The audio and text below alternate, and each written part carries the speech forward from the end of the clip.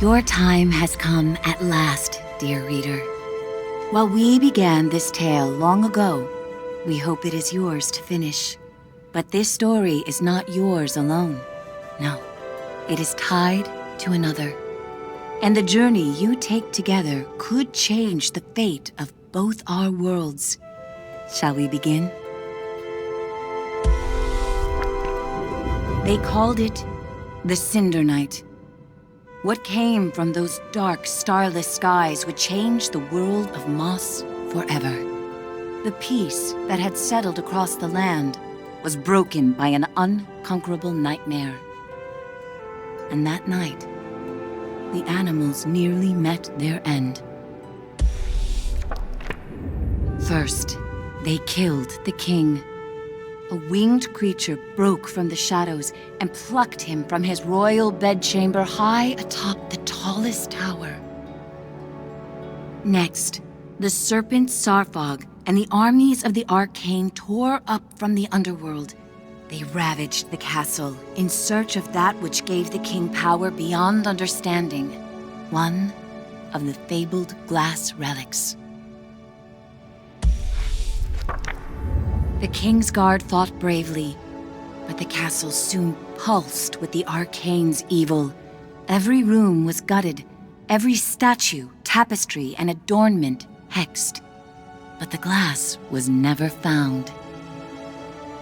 Even the reclusive sprites set aside their differences on that fated night.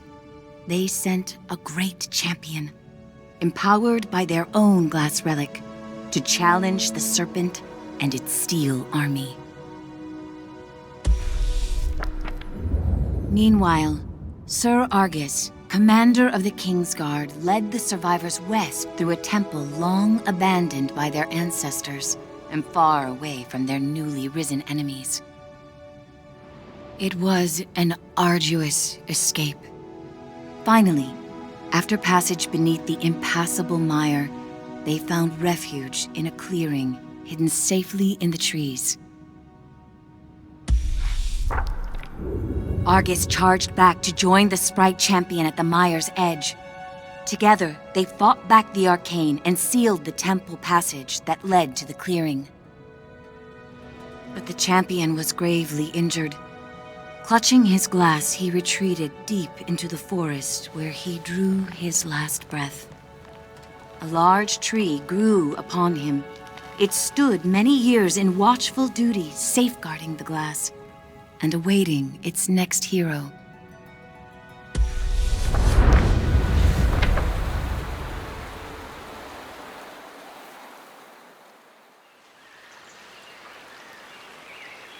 That hero, albeit an unlikely one, did arrive at a time she'd be needed most.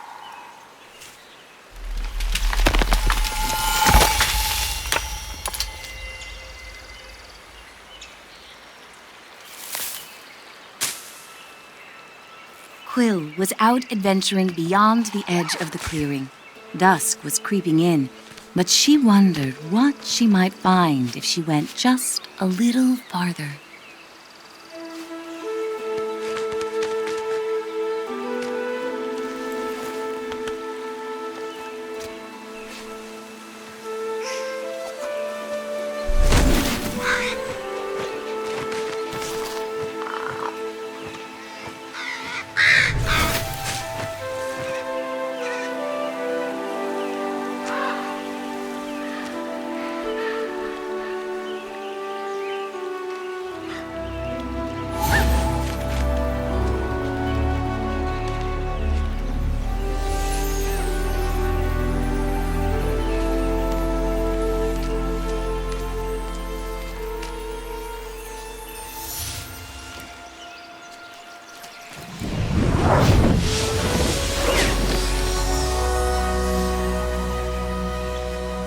She was not exactly sure what she roused, but she felt no danger from the beings silently peering down at her.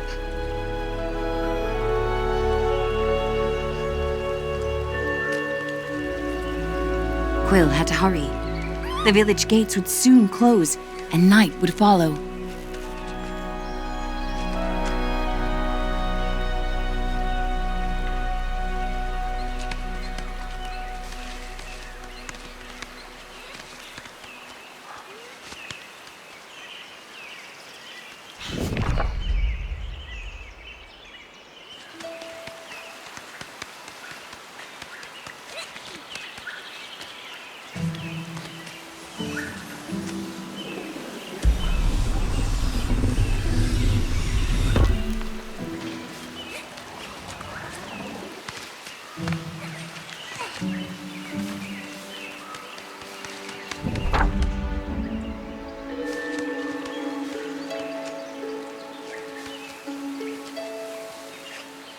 Night, her uncle often warned, was when danger was most present. But Quill preferred the stories of the magical creatures that woke to protect the forest.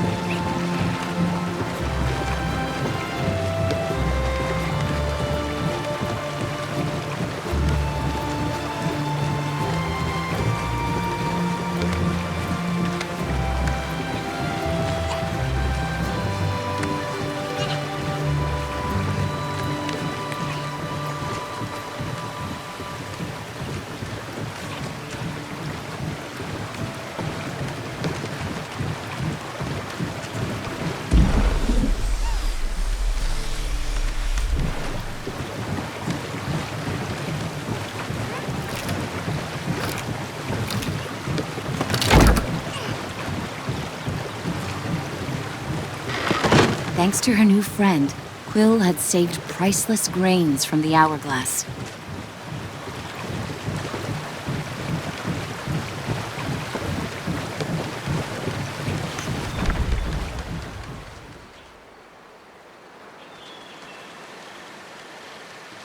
She raced to the door of the cottage she shared with her uncle, hoping once he saw her discovery, he'd lose himself in tales of its legend.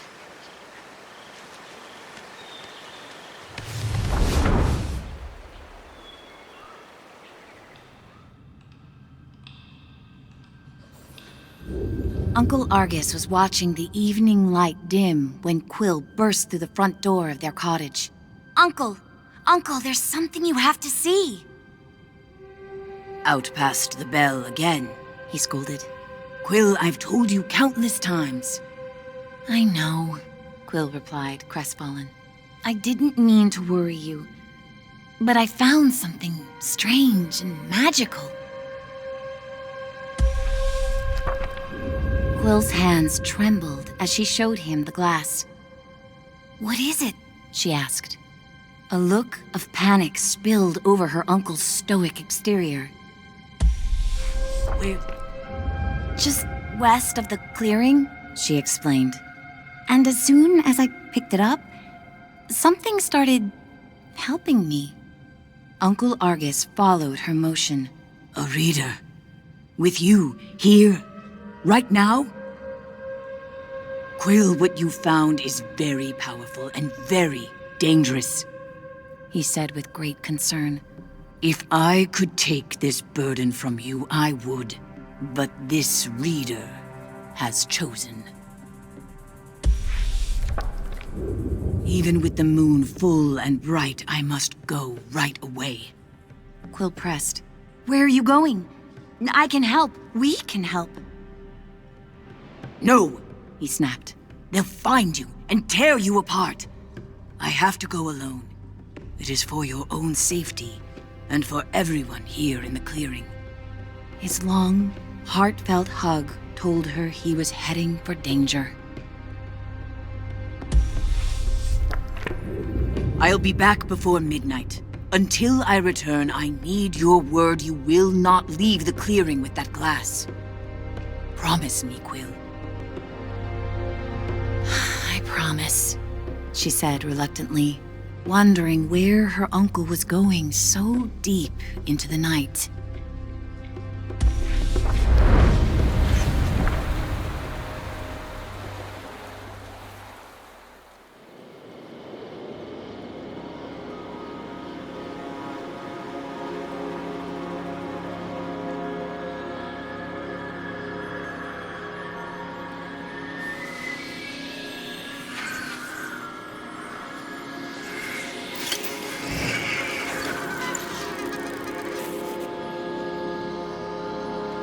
Hey, kid! Kid! Wake up! Hey, kid, over here! I know where your uncle went. I can show you. You're twofold now, very important.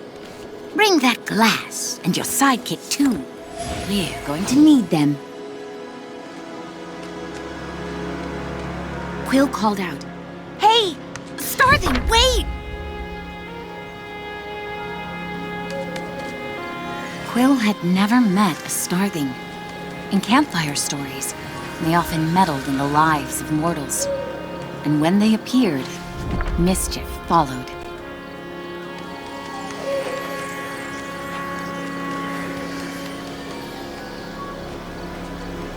Passage through the eastern gate was strictly forbidden. But despite her promise, Quill knew in her heart that Uncle Argus needed her.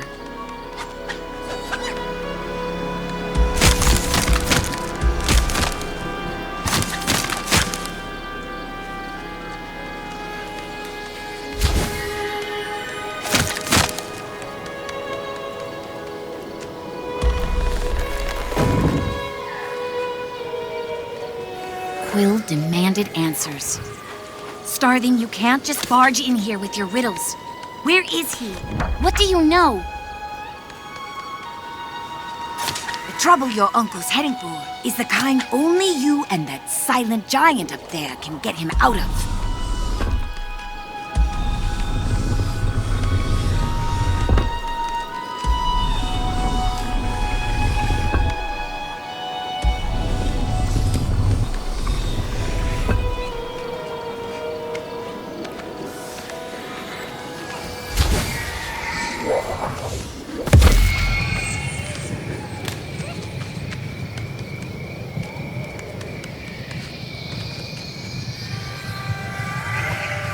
This way, kid, urged the starling.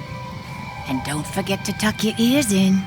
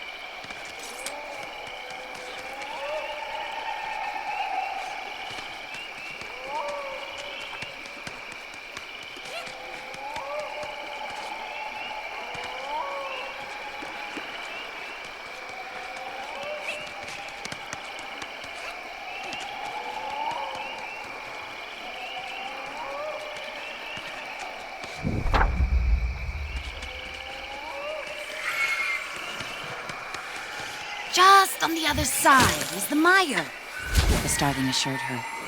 There's a good chance your uncle's still there.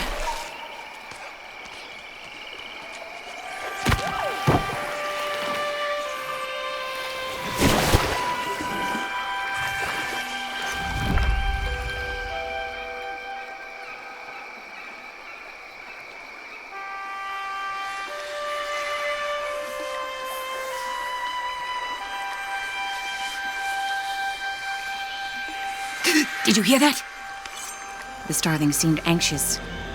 I've ruffled enough leaves in these parts. I can't be seen with you.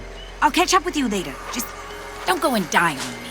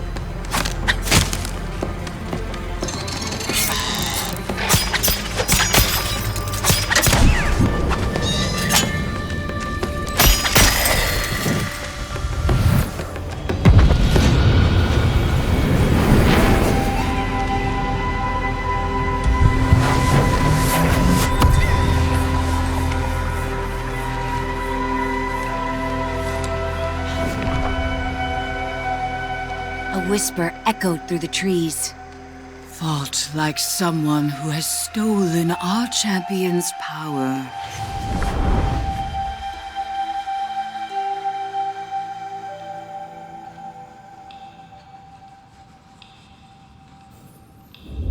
A small, yet fantastical band of sprites emerged, surrounding Quill.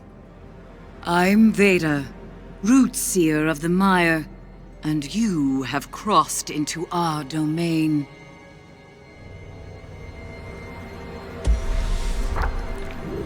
She sized up Quill with a rueful gaze, then turned her attention upward. I sense you there too.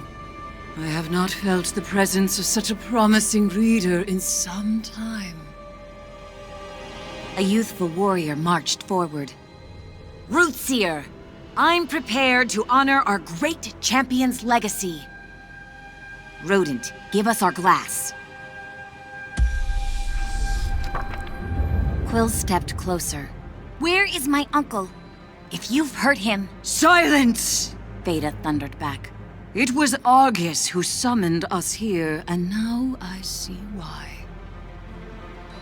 Young one, I'm afraid the trees hum of attack. Your uncle's been taken to the castle of your ancestors. Quill's knees buckled as Veda continued. Argus put himself at great risk calling for us. Your uncle once took a solemn oath to protect the glass of your fallen king. He is the only one left who knows where it's been hidden. The Arcane have long sought to wrest that knowledge from him. And you dare... Take these. Weapons made for the mighty champion who died so that your people could live. Quill felt its otherworldly power course through her. Find your uncle twofold, before the serpent and its masters break him. The warrior fumed. Our glass with her? Rootseer! She's minuscule! Come now. The reader has chosen its hero. We must let their story unfold. Veda replied with a frost of finality, and vanished into the shadows of the mire.